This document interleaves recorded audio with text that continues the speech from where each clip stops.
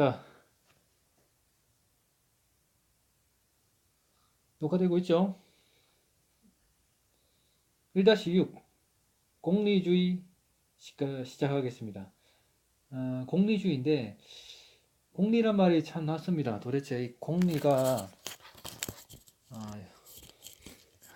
마이크 여기 있었네. 공리가 무엇인가? 공리가 무엇인가? 이 공리는 이건 유틸리티를 말합니다. 일종의 유용성이죠. 유틸리티 적어놨죠.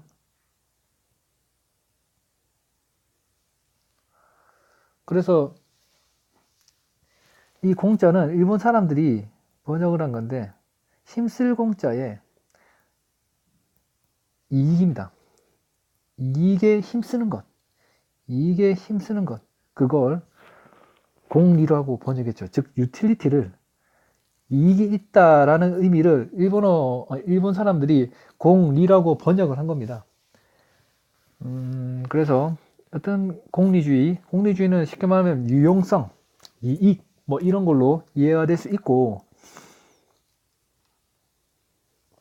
그러면 공리주의 입장에서 크게 두 가지 계열이 있는데 19세기 때 영국의 경험론 입장에서 있는데, 영국의 경험론 입장에서 제레미 벤담이라는 사상가가 있었습니다. 그 벤담과 그의 아들의 그의 친구의 아들인 존 스튜어트 밀이 있는데, 양적 공리주의와 질적 공리주의의 크게 두 가지 계열이 있습니다. 그러면 일단은 공리주의 입장에서 기본적인 입장, 공통적인 입장이 무엇인가 그것부터 살펴보죠. 즉 공리니까 유용성이니까, 혹은 실용적, 혹은 이익이니까 이익되는 걸, 혹은 뭐 손익되는 걸, 그런 거 따지겠죠. 그런 관점인데, 첫 번째 플레저, 여기 있는 쾌락을 어떻게 보느냐. 쾌락과 행복은 선과 동일하다고 봅니다. 이해가 됩니까? 앞선 시간 때 칸트의 공리주의가 아니죠. 칸트의 의무론적 접근을 봤을 때 선의지 봤죠. 칸트가 말했던 도덕성, 선은 무조건적인 정형명령의 형식으로 주어지는, 즉 도덕 법칙에 따를 때만 도덕성, 즉 선하다라고 볼 수 있는 겁니다. 도덕적 선은 도덕 법칙에 따를 때만 그게 유효한 건데, 공리주의는 그게 아닙니다. 쾌락, 우리에게 뭔가 이익을 주고 실제적인 뭔가 쾌락을 준다면 그것은 곧 선이고 행복이다. 동의어입니다. 동의어. 유사어가 아니라 똑같이 봅니다. 공리주의 입장에서는 쾌락이고 행복이고 선이다. 이 등식을 좀 유념해주고 접근할 출발하죠. 그리고 공리주의 입장에서는 공통적인 입장, 공리주의 사상가들 본다면 모든 공리주의 사상가들이 합의하고 동의할 수 있는 그런 내용들을 한번 말해볼게요. 첫 번째는 인간상입니다. 인간에 대해서는 이성적 인간, 뭐 또 볼 수 있겠지만,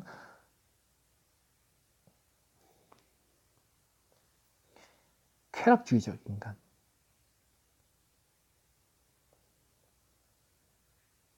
인간은 쾌락을 지향한다.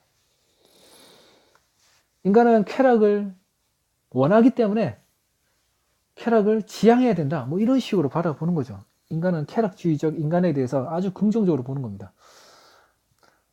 두 번째, 칸트는 행위의 동기에 대해서 도덕성을 따졌지만 이 사람은 반대입니다. 그러면 동기가 아니라 행위의 무엇을 따질까요?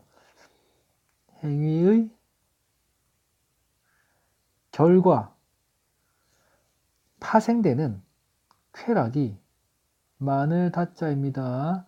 많으면 그 행위는 옳소.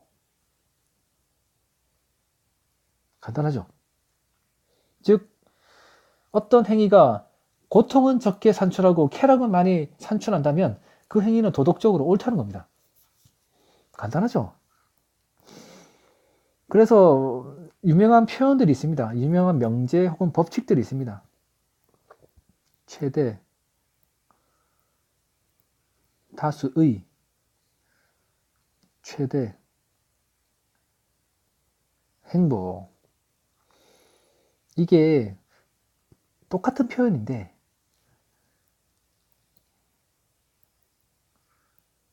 유용성의 원리 혹은 유용성의 공리라고 했죠. 이렇게 표현될 수 있습니다. 최대다수 최대행복은 유용성의 원리.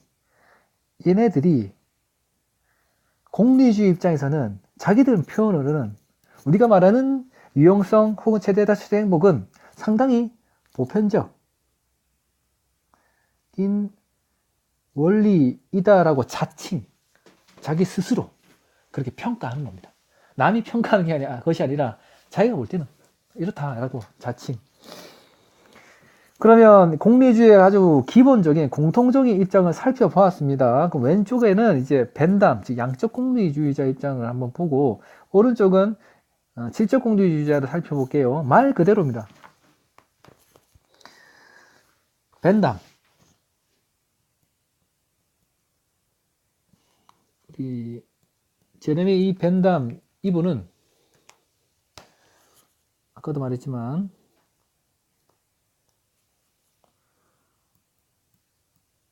양적 공리주의입니다. 뭐 쉽죠? 즉 양만 있는 겁니다. 양화시키는 겁니다. 뭔 말이냐면 모든 쾌락은 질적으로 어떻다? 동일하다.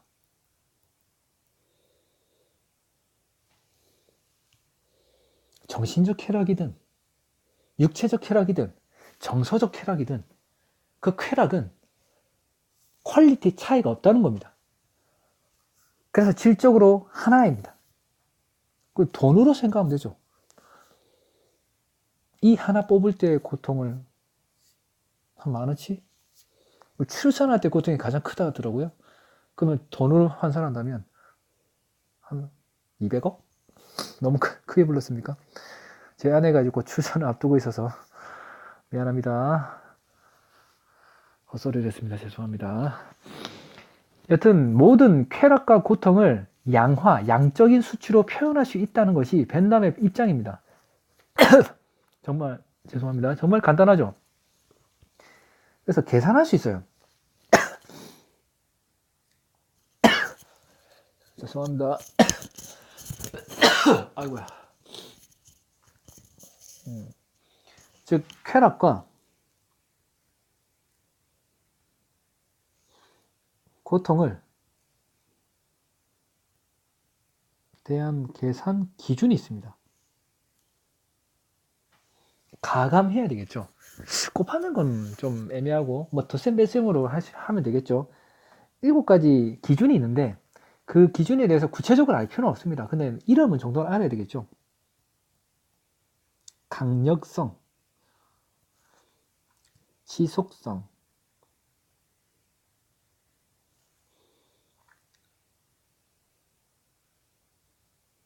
확실성,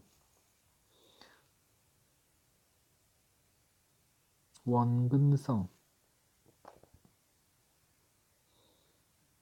다산성, 순수성, 범위. 이게 쾌락과 고통의 계산 7가지 기준을 말하거든요. 뭐 강력성은 치아 하나 뽑을 때랑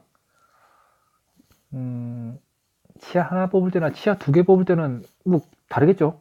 혹은 작은 치아를 뽑을 때랑 어금니를 뽑을 때나 그 고통의 강렬한 게 다르겠죠. 뭐 그렇게 생각하시면 되고 지속성은 얼마나 시간이 길게 되느냐 뭐 이렇게 상식적으로 접근하면 될 거는 같습니다. 뭐 깊이 알 필요 없습니다. 이런 게 있다는 정도. 그리고 벤담은 도덕과 입법의 원리로서 어떤 유용성을 제시하는데 유용성의 원리를 도덕과 입법의 원리로 제시합니다. 도덕과 입법. 도덕은 개인의 영역이고 입법은 사회적 영역이지 않습니까? 벤담이 사회정책가 혹은 법률가라고 볼 수 있습니다. 개인의 영역에서 쾌락과 고통의 양을 산술적으로 계산해서 가장 좋은 행위의 선택이 무엇인가, 혹은 사회정책이 무엇인가 고민했던 거죠. 이 유용성의 원리, 최대 다수 최대 행복의 원리를 통한다면 사회를 발전시키는데 혁혁한 기여를 할 것이다 라고 확신을 가졌던 사람이 벤담입니다. 유용했죠. 합리적입니다. 상당히 합리적입니다. 근데 아주 비판점도 있겠죠. 자, 그러면 이제는 양적 공리주의를 봤으니까 이제 뭐가 남았죠? 그 친구의 제임스 밀이, 벤담의 친구가 제임스 밀인데 제임스 밀의 아들인 존 스튜어트 밀, 일이 아니고 밀이죠. 밀은 참 슬픈 유년기를 보냈습니다. 천재거든요. 안 그래도 머리가 좋았는데 아버지가 학교 다니지 말라 해서 거의 아버지 밑에서 거의 많은 걸 배웁니다. 언어 5가지 언어인가? 다양한 언어를 배우고, 그리고 다양한 국가를 왕래하면서 다양한 문화를 접하고 영재 교육을 받습니다. 어릴 때부터. 너무 어릴 때부터 교육받다 보니까 조금 정신적으로 좀 어려운 그런 경우도 있었지만 상당히 멋진 사람입니다. 자기가 사랑하는 사람에 대해서도 그 사랑이 완성될 때까지 기다려주지 않은 그런 멋진 사람. 나중에 수업 시간에 얘기하겠습니다. 밀. 이 밀에 대해서 이 사람은 질적 공리주의자. 이게 시간이 안 나오니까 몇 시간인지 모르겠네요. 질적 공리주의자. 그 퀄리티가 즉 여러 가지가 는 거죠. 쾌락의 질적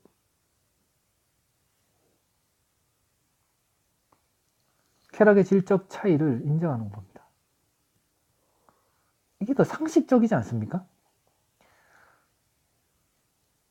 저질과 낮은 질의 질과 고질, 높은 질.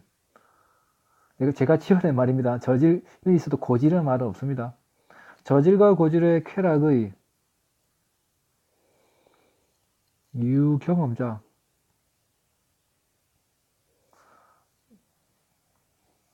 어떻게 될 수 있을까요? 쾌락의 질적 차이를 평가 가능하다고 보는 거죠. 이게 답니다. 밀은 이게 다예요. 좀 더 좋은 와인을 맛본 사람은 그보다 수준이 떨어지는 와인을 맛본다면 이거는 내가 맛봤던 그 풍미와 그 목넘김이 차이점을 분별할 수 있다는 거죠. 즉 질적인 것.